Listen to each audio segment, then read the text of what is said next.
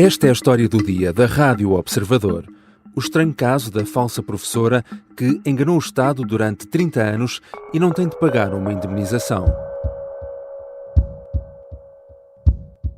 A professora foi demitida em março de 2023 e obrigada pelo Ministério da Educação a devolver 350 mil euros pagos em salários nos últimos 20 anos. Paula Pinto Pereira apresentou uma providência cautelar no Tribunal Administrativo e Fiscal de Almada, que concordou com a demissão, mas deu razão à docente quanto à devolução de salários. O caso surpreendeu a comunidade escolar. Uma professora de matemática que esteve 30 anos a dar aulas sem ter habilitações para isso. Terá falsificado os certificados e, por isso, está também a ser investigada pelo Ministério Público por suspeitas de burla qualificada. Foi despedida no ano passado, depois de denúncias anónimas e de uma investigação ao caso. O Estado pediu uma indemnização, mas a Justiça já recusou por 2 vezes que a mulher tenha de pagar. Como é que alguém sem as habilitações necessárias se mantém tanto tempo a dar aulas? Como é que o Estado viu negada pela Justiça a pretensão de ser indemnizado? São questões para a conversa com Mariana Marques Tiago, jornalista da Editoria de Sociedade do Observador, que acompanha de perto a área da educação. Eu sou o João Santos Duarte e esta é a história do dia de segunda-feira, 30 de setembro.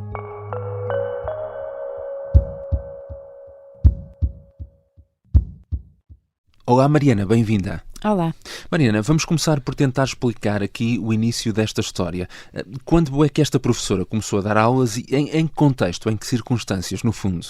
Ela começou a dar aulas em 86, portanto no ano letivo 86-87, mas foi uma coisa muito temporária. Foram só 2 meses numa escola em Santarém, porque estava a substituir uma professora que estava em licença de maternidade na altura. Mas no ano seguinte acaba por conseguir um horário completo numa escola também em Santarém. A partir daí, nessa altura ela ainda estava a estudar, é importante frisar isto, e era uma coisa de que o Ministério estava a par na altura, segundo o advogado. Esta senhora professora, à semelhança de, se calhar, milhares de outros professores, começa a lecionar numa época em que não era exigível ser detentora de grau académico. Enfim, há razões históricas que justificam isso, nomeadamente o alargamento do ensino pós 25 de Abril, e nessa altura o Ministério da Educação sentiu necessidade de recrutar docentes que não estavam habilitados para o ensino. Até se pode comparar um bocadinho com aquilo que está a acontecer atualmente, porque na época também havia muita falta de professores, portanto era uma forma de ir arranjar mão de obra, vamos dizer assim, não é? Para que pudessem existir professores para dar resposta às necessidades, ao mesmo tempo que eles iam fazendo o seu curso. Depois de Santarém, ela rapidamente passa para uma escola no Barreiro, para a secundária do Barreiro, e mais tarde chega à escola secundária Daniel Sampaio, na Caparica, sendo que consegue entrar nos quadros permanentes em 2003. Ao longo de todo este percurso seria esperado que tivesse concluído a sua formação, agora veio-se a perceber que não e que os documentos apresentados eram falsificados. Mas, segundo o que tu conseguiste também apurar, a história do percurso académico contada pela própria professora aos colegas tinha também muitas incongruências, não é? É verdade, sim. Uma pessoa com quem eu consegui falar que chegou a cruzar-se com esta professora na última escola onde ela lecionou, na escola Daniel Sampaio, disse que se falava um bocadinho pelos corredores, portanto entre colegas, que algo não batia certo, porque por vezes ela dizia que tinha tirado um mestrado na Universidade da Madeira, noutras situações já dizia que tinha sido em Cambridge, e ainda havia uma terceira situação em que ela dizia que afinal o mestrado tinha sido na Faculdade de Ciências da Universidade de Lisboa. Além disto, também há aqui um facto curioso, que é por vezes o tema do mestrado ia mudando. Portanto, os professores que falavam entre si começaram a perceber que havia aqui alguma coisa estranha, não é? Que não batia certo. Sim, portanto havia aí alguns sinais de alerta. Como é que ela então era descrita ou era vista pelos ex-colegas? Os ex-colegas consideram-na uma pessoa que se gabava muito dos seus feitos académicos e era uma pessoa que gostava sempre de ser bem vista, de ser reconhecida, mas que ao mesmo tempo criava mau ambiente. De acordo com uma tal fonte com que eu consegui falar, que se cruzou com ela na Daniel Sampaio, houve até uma situação muito complicada porque esta professora enviava denúncias anónimas ao Ministério da Educação a expor situações de outros colegas, por exemplo, colegas que davam explicações, fora do horário laboral, obviamente, e mais tarde ela veio a assumir que o fazia e que o fazia um bocadinho pelo gozo de vir a ser descoberta depois. Portanto, tudo isto criava mau ambiente no corpo docente, como é lógico. Falemos então sobre este caso em específico. Quando é que este caso começou? Ou seja, quando é que se suspeitou ou começou a investigar que a professora não teria, de facto, as habilitações académicas que garantia a ter? As primeiras suspeitas são levantadas em 2021 porque são feitas 3 denúncias anónimas à Inspeção-Geral da Educação e Ciência. Isto depois chega às mãos do Ministério e no ano seguinte, em 2022, é instaurado um processo disciplinar onde se confirma que efetivamente existem documentos que foram falsificados. Depois de aberto um inquérito a este caso, é instaurado um processo disciplinar e daí quais foram as conclusões que foram tiradas? Neste processo disciplinar, no relatório deste processo, que foi assinado pelo Ministro da Educação em 2023, resulta a demissão da professora e é também exigida a devolução de mais de 348 mil euros, portanto, arredondando 350 mil euros, exatamente, para o Estado. E como é que o Estado chegou a esse valor, no fundo?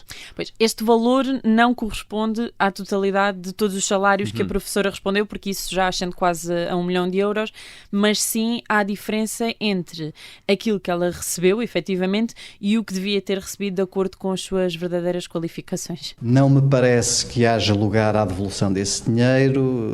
A senhora professora trabalhou, desempenhou as suas funções, fê-lo de tudo aquilo que resulta provado nos autos, fê-lo com dedicação, com competência, com excelentes resultados. Portanto, o caso está agora a ser notícia, mas obviamente não é de agora, inclusivamente já foi a tribunal. O que é que a Justiça já decidiu? Depois de se saber este resultado deste relatório do processo disciplinar, a professora recorre ao Tribunal Administrativo e Fiscal de Almada, ao TAF. E este tribunal decide, primeiro que tudo, anular o pagamento da multa, da devolução dos 350 mil euros e concorda com a demissão. O Ministério da Educação, uma vez que não concorda com o facto de ter sido anulada esta devolução, vai recorrer ao Tribunal de Segunda Instância, ao Tribunal Central Administrativo Sul, já este ano, já em 2024, mas a decisão é precisamente a mesma. Portanto, temos 2 tribunais, não é? Primeira e segunda instância, a dizer que a professora efetivamente não tem de devolver os 350 mil euros e a concordar com a demissão. Já regressamos à conversa com Mariana Marques Tiago, jornalista da editoria de Sociedade do Observador, que assina um trabalho onde conta a história da falsa professora de matemática que enganou o Estado durante anos. Na segunda parte vamos também tentar perceber quais poderão ser agora os futuros desenvolvimentos deste caso.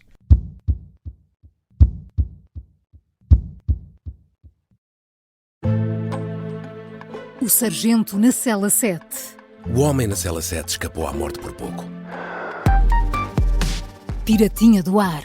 Eu já disse que ele só tem 16 anos. Um espião no Kremlin. Esta é a história escondida de como Putin montou uma teia de poder e guerra. O encantador de ricos. Todos queriam estar com ele. Todos queriam ser vistos com ele. E todos queriam fazer negócios com ele. Operação Papagaio. Dão-lhe a entender que o melhor é que também fique calado. Matar o Papa. Crono não está só disposto a matar, também está disposto a morrer. Um rei na boca do inferno. A mansão da boca do inferno está cheia de espiões e informadores, por dentro e por fora. São histórias que fazem parte dos Podcast Plus do Observador. Pode ouvir no site do Observador, nas plataformas de podcast e no YouTube. Podcast Plus é mais do que um podcast. Estamos de regresso à conversa com Mariana Marques Tiago. O Estado já viu então 2 tribunais negarem a pretensão de ser ressarcido nos tais 350 mil euros por parte da professora. O que é que pode agora ou vai fazer agora o Ministério da Educação? Isso, por agora, permanece um mistério. Está um bocadinho tudo em aberto, no fundo. O próprio Ministério, em resposta ao Observador, continua a insistir na devolução dos 350 mil euros.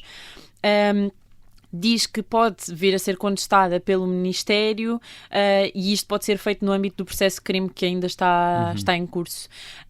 Também considera uma segunda hipótese, que é a via administrativa, através de um procedimento para a reposição de dinheiros públicos, mas o próprio advogado da professora afastou esta hipótese porque diz que o pagamento do salário foi feito ao abrigo de um ato administrativo que tem uma validade e essa validade não foi posta em causa no prazo definido. Portanto, ele acha que por esta via, pelo menos, se o Ministério tentar, não irá ser bem sucedido. Mas, por agora, continua um mistério.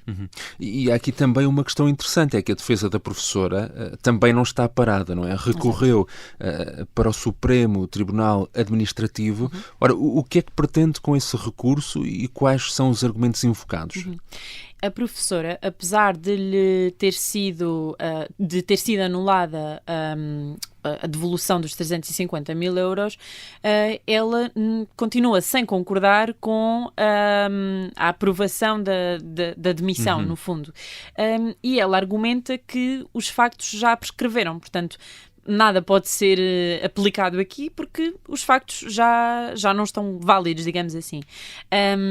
De acordo com o advogado, há prazos definidos e este prazo associado a infrações disciplinares é de 1 ano. 1 ano passada a prática dos factos. Obviamente que em situações que podem vir a ser consideradas crime, não é? Como é este caso, o prazo pode ser alargado, mas passa a ser de 5 anos. E mesmo assim, obviamente, o prazo já passou, não é? Portanto, já prescreveu. Isto é aquilo que a defesa da professora argumenta. Ainda assim, vamos ter de esperar para ver quais é que são as conclusões do recurso agora. E neste caso, tu também ouviste para o teu trabalho ex-alunos desta professora. O que é que dizem? Que relato é que dão? Sim. É muito curioso porque ela tem sido bastante apoiada pelos alunos antigos e este aluno específico que eu ouvi diz que a professora era muito boa a transmitir a matéria, até paciente, e ele próprio reconhece que acabava por ser uma disciplina difícil, não é? Porque estamos a falar de matemática A, dos 3 anos de ensino secundário, e ele diz que a professora era muito boa, se calhar até das melhores que ele teve nesses 3 anos em que esteve na secundária Daniel Sampaio. E diz também que para ele era uma honra ter manuais escritos pela professora, porque a professora ao longo da sua carreira foi assinando vários manuais que foram, obviamente, tiveram toda a revisão científica apropriada e devida e esperada, e para ele isso era uma honra bastante grande. O advogado da professora, inclusivamente, disse-me que nestes últimos dias tem recebido e-mails de antigos alunos e de pais que estão bastante agradecidos ao trabalho que a professora desenvolveu ao longo destes anos e que se dizem disponíveis até para tudo o que for necessário, quer seja testemunhar a favor da professora e que efetivamente reconhecem o trabalho que ela fez. Mas também há relatos de que os alunos desta professora tinham boas notas em geral.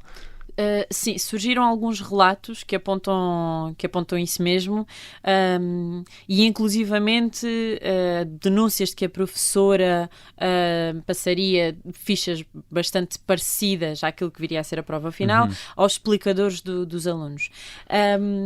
Eu não consegui chegar a ninguém que me assumisse isso abertamente. A única coisa que me contaram é que, efetivamente, em sala de aula, esta professora dava aos alunos fichas preparatórias bastante semelhantes àquilo que viria a ser depois a avaliação final, que é importante dizer que isto não é ilegal, não é proibido o professor fazer isso, mas se é ou não correto e se prepara ou não os alunos devidamente, isso já é toda uma outra questão. Obrigado, Mariana. Obrigada.